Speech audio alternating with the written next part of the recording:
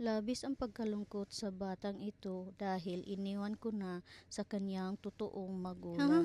Ito nga pala ang anak ng isang CEO.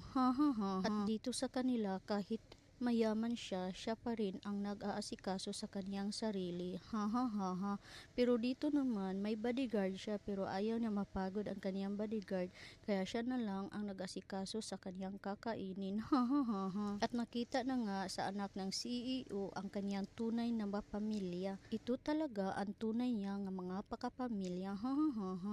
Kaya ito nagsama-sama silang naghapunan. May isang yaya din siya kaya ito nag-isikain na lang sila.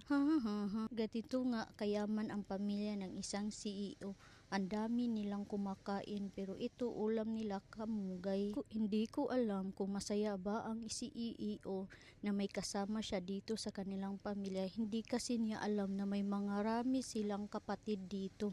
Kaya iyon, ini-explainan siya sa kanyang mga magulang na meron siya mga adopted kaya nalungkot siya.